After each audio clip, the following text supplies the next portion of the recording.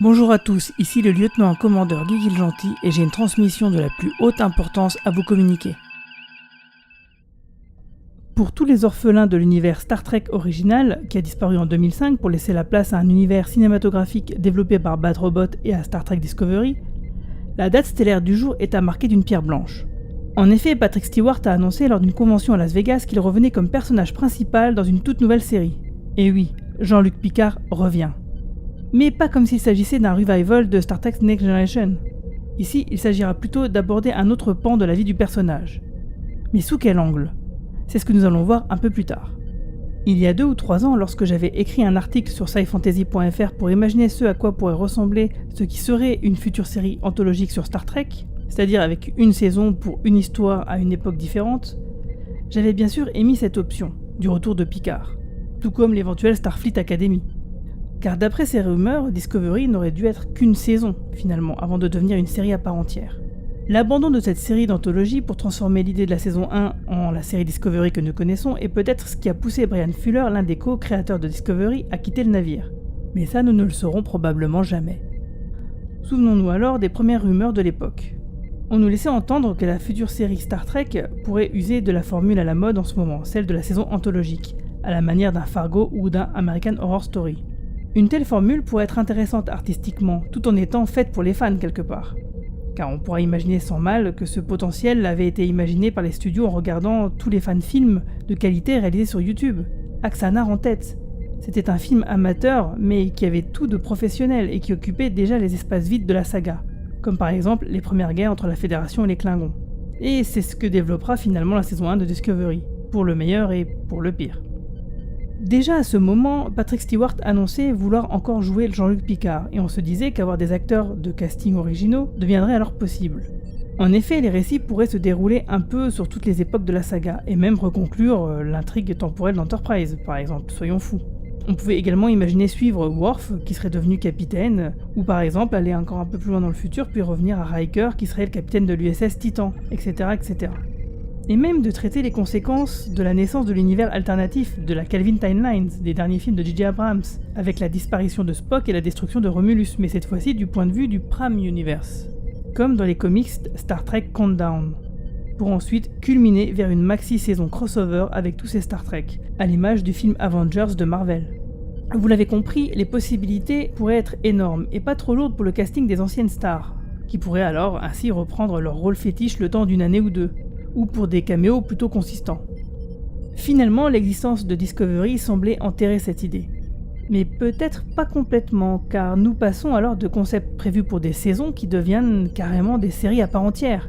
Car il ne faut pas oublier qu'aussi que la mini-série de Khan par Nicolas Meyer, qui serait toujours dans les tuyaux, de même que l'Arlésienne sur la Starfleet Academy, qui suivrait de jeunes cadets en formation. Et la rumeur veut que c'est bien plus qu'une nouvelle série Star Trek qui devrait débarquer sur nos écrans à moyen terme. Il est donc bien possible que tous ces concepts ressortent également des cartons, avec le renouvellement du contrat d'Alex Kurtzman, qui sera le showrunner de cette nouvelle série avec Picard. On espère juste que le jus nécessaire pour une série entière sera suffisant, car avoir un concept pour une saison ou une série, ce n'est pas toujours la même chose. Mais alors, à quoi pourrait donc bien ressembler cette nouvelle série sur Picard ? Pour moi, la réponse est évidente, et je l'ai évoqué un peu plus tôt, c'est ce que nous voyons dans les comics Star Trek Countdown, compte à rebours en français, qui est l'histoire préquelle du film Star Trek de J.J. Abrams de 2009, et qui faisait la jonction avec l'équipage de la nouvelle génération et celui de la Kelvin Timeline. Rappelez-vous, Spock était devenu ambassadeur et cherchait à réunifier les peuples ennemis que sont les Vulcains et les Romulans depuis le double épisode Unification de la saison 5 de Star Trek The Next Generation. Ce dernier informait alors le Parlement de Romulus de la croissance anormale d'une étoile qui à terme consumerait la planète entière. La bande dessinée se déroule en 2387, soit 8 ans après le film Star Trek Nemesis, qui est le dernier film de l'équipage de Picard. Les tensions entre la Fédération et les Romuliens ne se sont généralement apaisées, Spock étant l'ambassadeur officiel de la Fédération auprès des Romuliens. Data a ressuscité en quelque sorte, comme l'annonçait la scène finale du film Nemesis, et est devenu le capitaine de l'Enterprise. En effet, Data a réussi à imprimer ses souvenirs sur le prototype d'Android B4. Bref, la galaxie est menacée par l'étoile Obus, qui deviendra une sorte de supernova. Spock propose que les Romuliens transportent du décalithium minéral à Vulcain, où il pourra être transformé en matière rouge capable de transformer l'étoile en un trou noir de courte durée, mettant ainsi fin à la menace. Le Quator que formera Jean-Luc Picard, maintenant devenu ambassadeur de la Fédération à Vulcain, ce qui est une suite logique pour le personnage, Geordi Laforge qui a pris sa retraite pour développer ses propres navires, Data, le nouveau capitaine de l'Enterprise, et Worf, en général de l'Empire Klingon, viendra donc aider Spock dans sa quête. Le Sénat romulien s'opposera à Spock, et c'est là que ce dernier fera la connaissance de Nero, le chef des mineurs. Le Conseil vulcain s'oppose à l'utilisation de la matière rouge par les Romuliens, exaspérant ainsi Nero, et celui-ci jure alors que si Romulus était détruite, il tiendrait les Vulcains pour responsables, ce qui étoffe un peu plus le personnage qui était simplement bébête dans le film. Nero retourne à Romulus pour découvrir que Obus est devenu une supernova et a détruit son monde natal. Fou de rage, il attaquera les navires hôpitaux de la Fédération qui sont arrivés pour lui venir en aide. Il transférera les sénateurs romuliens qui ont survécu sur son navire pour les tuer car ceux-ci n'avaient pas écouté Spock. Nero se rend à la Chambre Forte, une base romulienne secrète. Et le Nerada, son vaisseau, est équipé de la technologie Borg pour commencer à se déchaîner contre ses ennemis. Avec la supernova en expansion, Spock décide de déployer l'arme rouge. Il prend la Méduse, un navire développé par Geordi Laforge, qui peut résister à des conditions environnementales extrêmes. Le Narada détruit les navires à proximité, blessant Worf et endommageant l'Enterprise. Lorsque Spock réussit à détruire la supernova, le Narada semble attaquer lorsque le trou noir le lance lui et la Méduse dans le temps, laissant Picard et l'équipage de l'Enterprise comme témoins du sacrifice de Spock. Le statut de Jean-Luc Picard est donc clair ici, et nous pourrions le suivre en tant que vieux sage et explorer avec lui de nombreuses missions diplomatiques, comme la série de la nouvelle génération a su si bien le faire par le passé. Mais avec ce nouveau contexte, nous aurions sans doute des intrigues plus proches de ce que nous avions vu dans la série Deep Space Nine. Ces comics, supposément canon, ont été écrits par Alex Kurtzman, qui transforme un peu toutes les franchises qu'il touche en machines à dérailler. On se souvient tous de son horrible scénario de The Amazing Spider-Man, le destin d'un héros de Mark Webb, ou encore l'univers partagé morné, le Dark Universe, avec son pitoyable film La Momie avec Tom Cruise. Quant à Discovery, je vous laisse voir la vidéo que je lui ai dédiée pour voir ce que j'en pense. Bref, ça me semble mal barré. Sauf que ce comics, finalement, je l'avais trouvé vraiment pas mal, et je me souviens qu'à l'époque, j'avais trouvé cette BD carrément mieux que le film d'Abrahams. Et je me disais que c'était finalement cette histoire que j'aurais voulu voir réalisée sur grand écran.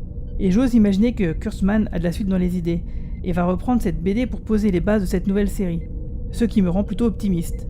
Surtout que j'imagine que Patrick Stewart pourrait bien aiguiller les scénaristes sur ce qu'il convient de faire ou pas sur son personnage. Il le faisait déjà à l'époque de Star Trek Next Generation, sans avoir pourtant le statut qu'il a aujourd'hui, de superstar. J'espère donc que les scénarios seront moins ratés et plus cohérents que ceux de la saison 1 de Discovery. En tout cas, la note d'intention au début du recueil, éditée en français par Delcourt, donne un peu d'espoir de ce côté-là aussi. Comme vous pouvez le constater. En tout cas, j'espère aussi voir le capitaine Riker sur son USS Titan, mais aussi l'ensemble du casting de la Next Generation, et même Wesley Crusher, pourquoi pas. Avec une telle série, le show explorerait de nouvelles histoires et de nouveaux personnages pour aller hardiment là où nul producteur n'est encore jamais allé.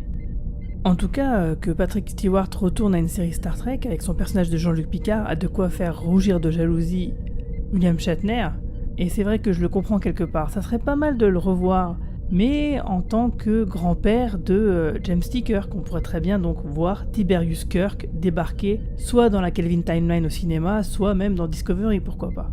Car justement, la saison 2 de Discovery va mettre en avant le capitaine Pike, et ce capitaine sera donc présent tout au long de cette saison, qui aura un ton plus léger, plus Star Trek, parce qu'il y aura déjà plus de découvertes, déjà il y aura du mystère, des nouvelles formes de vie à découvrir, et vraiment de l'exploration, donc on va vraiment retourner aux fondamentaux, et il est possible également que nous allons voir Spock. Alors, est-ce que ce sera un flashback avec un jeune Spock, un Spock enfant par exemple, ou un caméo joué par un autre acteur qui jouerait Spock, à moins que ce soit un caméo numérique de Leonard Nimoy, à la manière de Peter Cushing et Carrie Fisher dans Star Wars Rogue One par exemple. Quitte à tout prendre, je vote pour la dernière option évidemment.